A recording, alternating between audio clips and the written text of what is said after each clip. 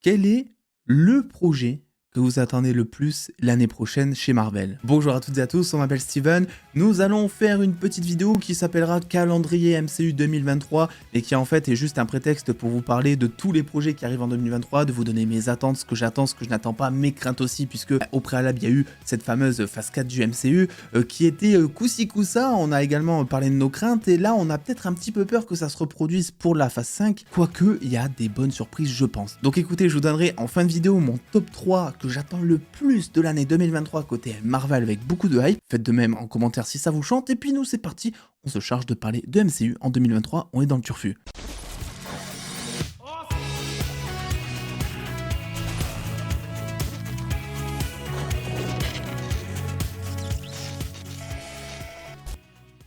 En premier lieu, évidemment, Ant-Man 3 Quantumania qui arrive donc en février 2023. Comment vous dire que je pense qu'on est tous à attendre ce film. C'est le blockbuster Marvel que l'on attend tous depuis énormément de temps. Et ça faisait un petit moment qu'on n'avait pas eu un film, je trouve, de cette envergure. Alors il y a eu Black Panther 2 par exemple qui était très cool, mais un film comme Ant-Man 3 est un film qui va nous permettre de théoriser, qui va faire avancer la phase 5 du MCU, son histoire, l'arrivée de Kang le Conquérant, tous ces mystères qui gravitent autour, les 4 Fantastiques, peut-être on aura des nouvelles, je ne sais pas, mais bref, quoi qu'il en soit, ça sera l'occasion de nous retrouver dans le monde quantique avec évidemment l'introduction de MODOK. Alors personnellement, MODOK, c'est un personnage qui me fait assez peur en termes de design, vous le savez, je vous l'ai déjà dit plusieurs fois, j'attends quand même évidemment de le voir en live action, puisque là les seuls propos que je tiens c'est par rapport à une figurine pop qui a fuité, donc c'est vraiment pas assez pour avoir un avis définitif, même si je pense que du coup quand on connaît l'identité de MODOK derrière, que je vais pas dire ici, je l'ai dit 100 fois en vidéo, donc si vous êtes intéressé vous le savez déjà, et ben là ça peut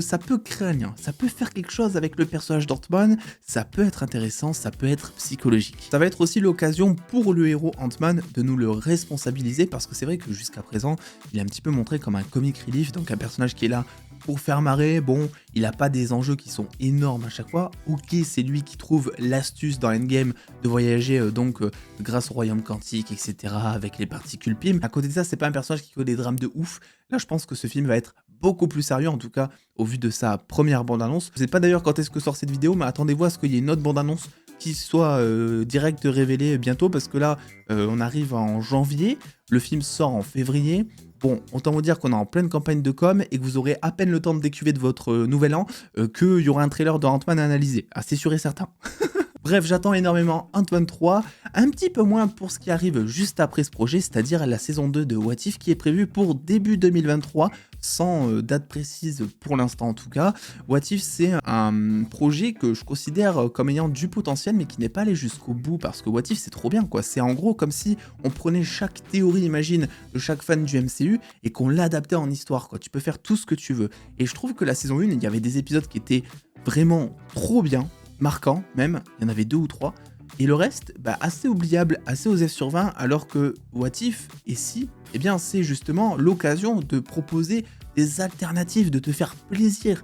On a eu par exemple des courts-métrages Werewolf by Night et Les Gardiens 3 Holiday Special, les Gardiens Holiday Special tout court d'ailleurs, qui ont permis de faire autre chose. Alors beaucoup plus Werewolf que Les Gardiens, parce que Les Gardiens c'est déjà une franchise, donc il faut rester dans la ligne édito de ce qui a été fait dans les 2 précédents films. Mais Werewolf by Night par exemple, tu sens typiquement que Michael Giacchino, il est parti de zéro avec ce personnage, qu'il a tout assumé, l'horreur des années 50, le noir et blanc, les effets pratiques, tout est assumé et tout fonctionne parfaitement là-bas. Et en fait, je me dis What If, bon sous une autre forme parce que c'est de l'animé, mais on pourrait complètement s'amuser à faire des choses comme ça. J'espère qu'ils iront au bout dans cette saison 2 qui d'ailleurs devrait mettre Black Widow à son centre, devrait mettre aussi les Éternels, etc.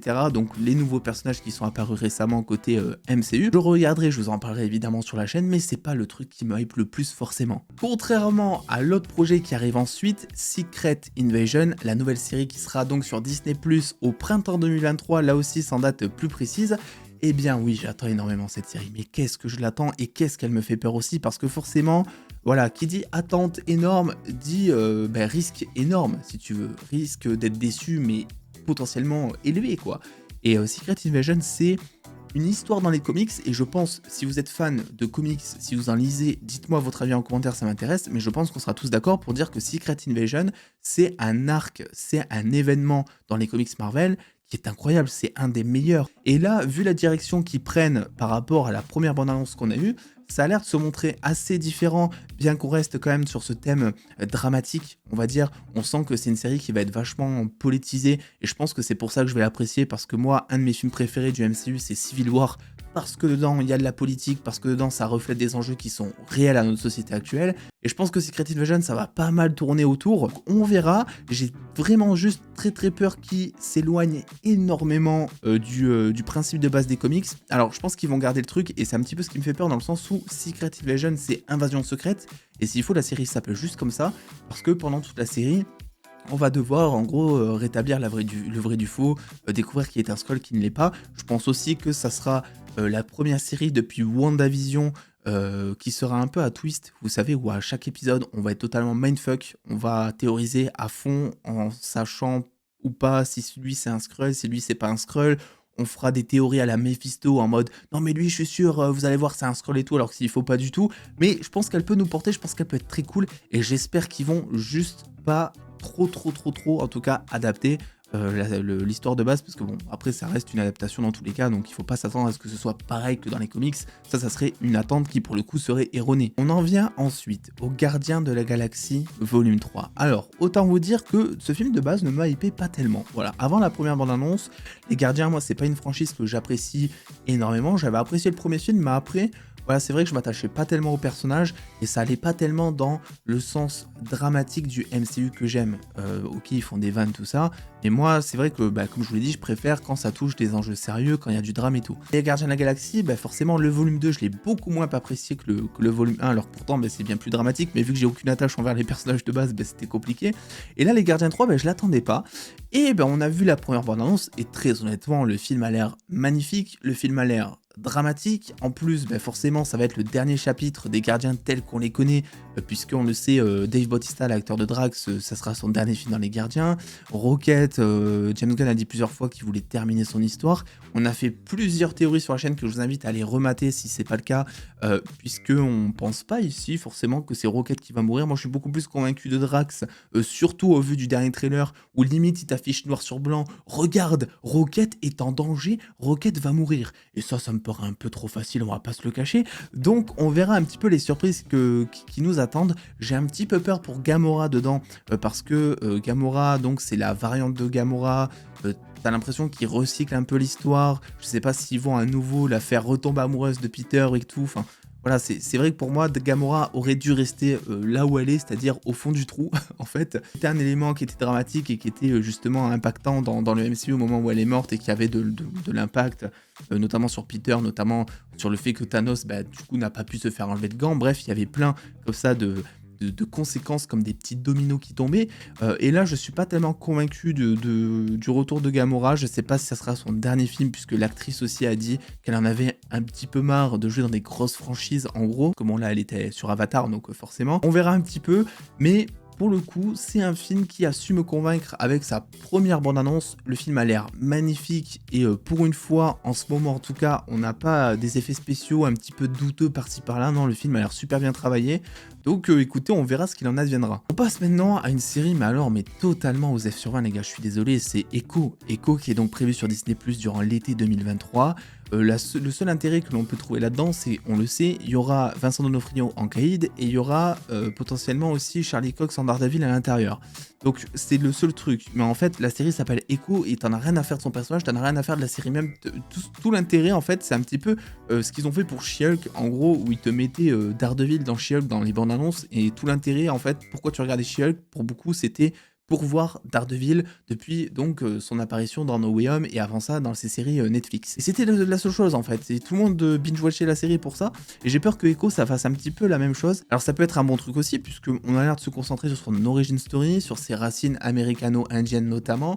Donc ça peut ramener un certain coup de fraîcheur, ça peut être une série qui va être ultra touchante par rapport au fait que son père s'est fait tuer, par rapport à tous ses liens familiaux, par rapport aussi peut-être à son handicap qui sera potentiellement un peu plus développé que dans la série Hawkeye. Mais après, c'est vrai que c'est vraiment pas la série que j'attends le plus, et c'est pas un personnage que j'avais apprécié dans Hawkeye pour le coup. Tu sens qu'elle a du potentiel en termes de développement quand même, tu sens qu'elle peut apporter quelque chose, mais vraiment zéro hype pour l'instant quoi. On passe maintenant à une autre série. Loki, saison 2, prévue pour l'instant pour été 2023. Alors oui, toutes les dates que je vous donne, c'est pour l'instant, parce que vous savez que toutes les dates Marvel se font coup-ci coup-ça décalées, donc potentiellement que ça peut changer. Mais pour l'instant, Loki saison 2 est prévu pour l'été 2023, et bah, qu'est-ce que j'attends cette série?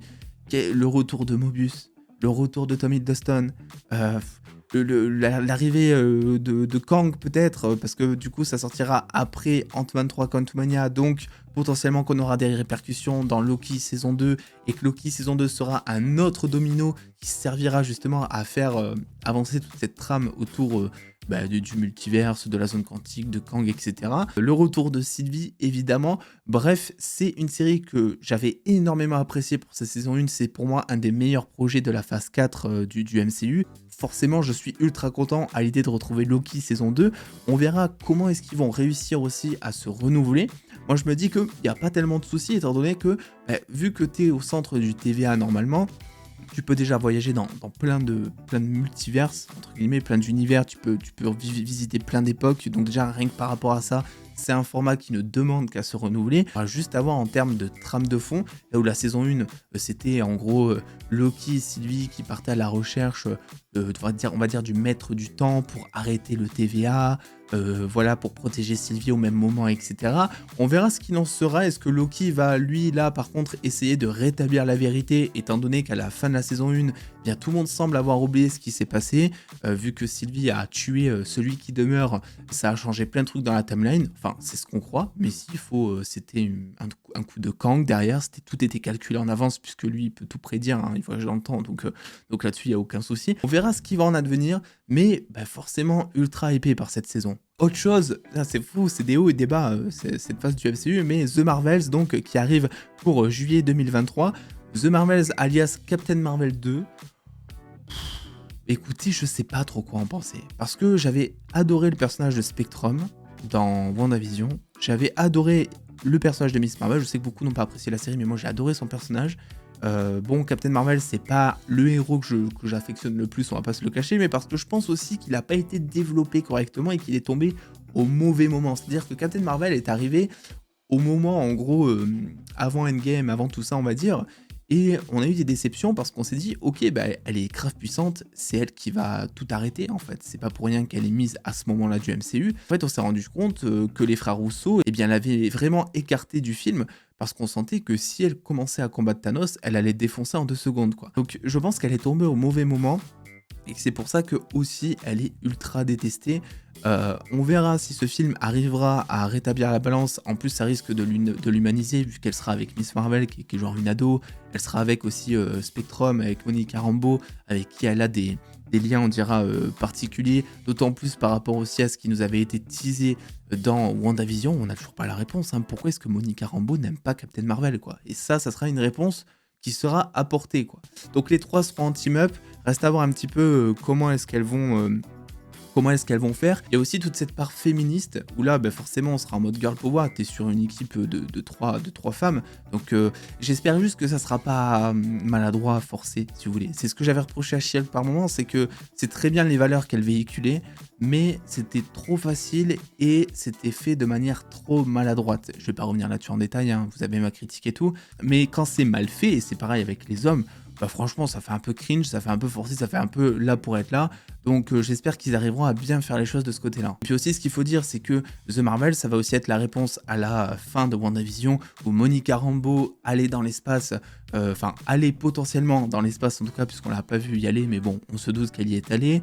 Ça sera aussi un espèce de voyage, je pense, galactique, puisqu'on a l'air de visiter potentiellement plusieurs planètes. Cette réponse aussi entre Miss Marvel et Captain Marvel qui échange de place, on va dire, au moment où il y a le bracelet qui s'illumine dans Miss Marvel. Bref, il y a pas mal de choses qui sont hypantes dans ce projet, qui demandent des réponses en tout cas. Reste à voir ce qu'ils en feront. En automne 2023, on a la série animée X-Men 97. Alors, je suis pas des plus hypés par cette série parce que soit je n'avais pas regardé, soit je ne me rappelle plus parce que j'étais trop jeune, mais la précédente série animée X-Men, il me semble que j'étais tombé dessus quelques fois, mais je me rappelle pas vraiment avoir suivi le truc, un peu comme j'avais fait avec les dessins animés Spider-Man à l'époque. C'est-à-dire que la série X-Men, Je me rappelle juste des fois tomber devant par hasard et je continue à regarder, mais sinon à aucun moment j'avais mon rendez-vous ou autre.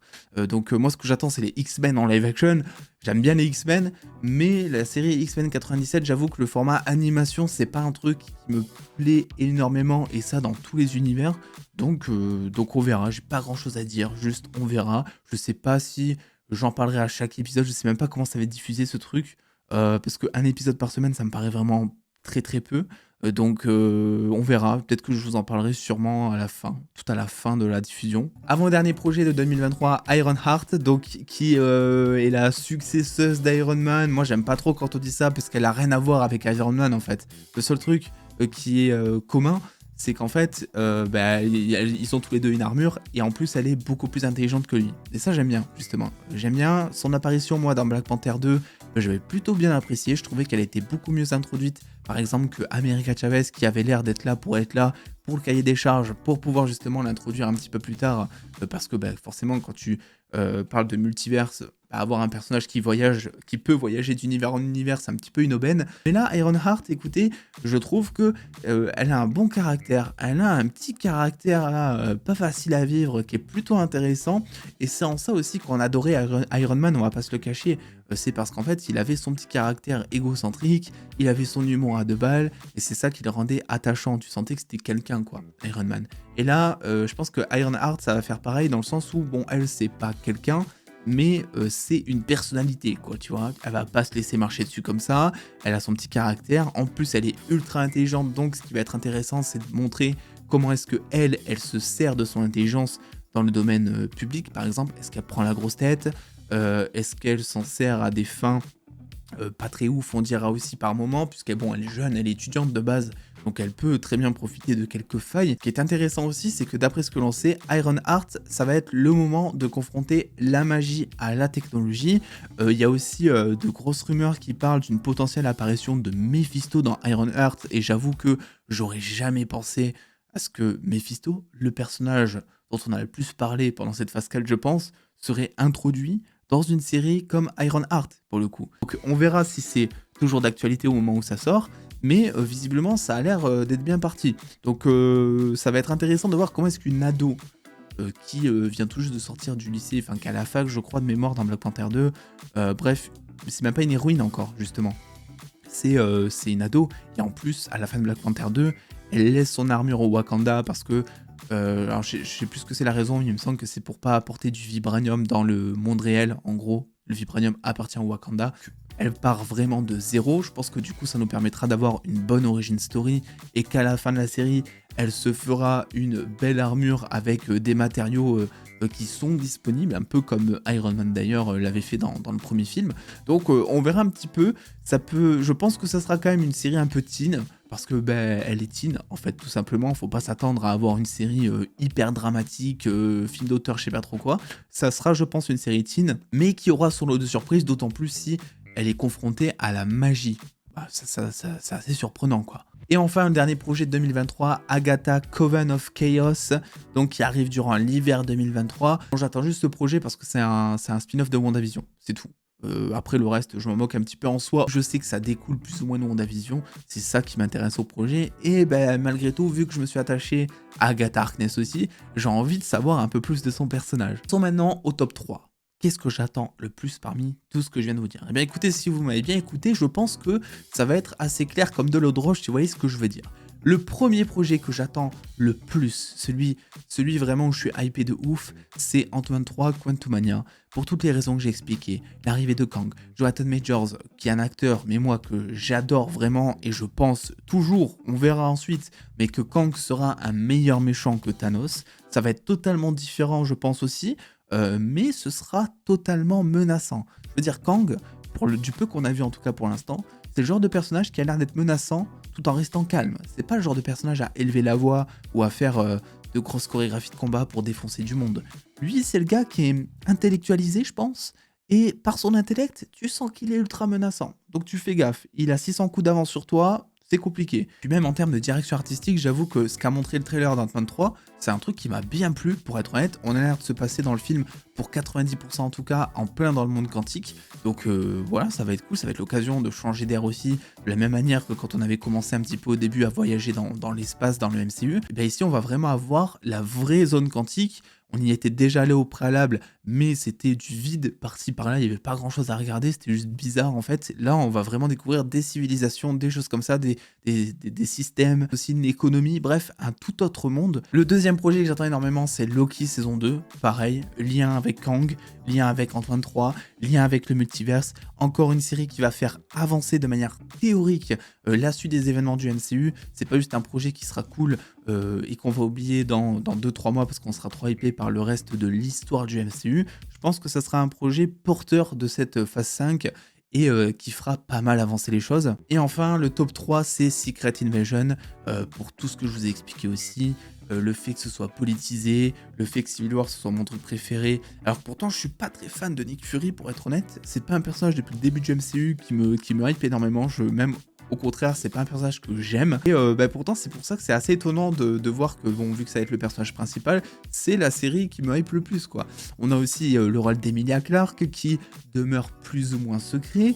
Donc reste à voir les twists qu'il y aura autour. Et puis c'est vrai que, bon, même si ça reste que de la théorie ce que je vais vous avancer ici, le fait de me dire que à chaque épisode, ça va peut-être te faire réfléchir, qu'on va vivre la série entre chaque épisode de la même manière qu'avec WandaVision, qui pour moi était la meilleure, je pense que en termes de création de contenu, en tout cas en termes de théorie pure et dure sur la chaîne, WandaVision c'était la meilleure période. Parce que les gars, faut pas se le cacher, on en a dit des conneries aussi sur WandaVision. On a trouvé quelques trucs, mais on en a dit beaucoup des conneries.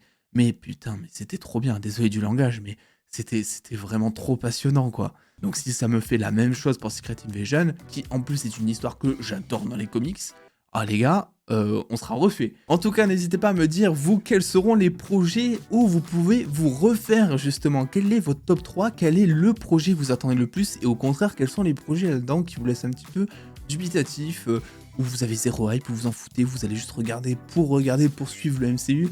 N'oubliez pas le pouce bleu, l'abonnement, les réseaux sociaux qui sont en description. Et puis en attendant les dos, que la chocolatine soit avec vous.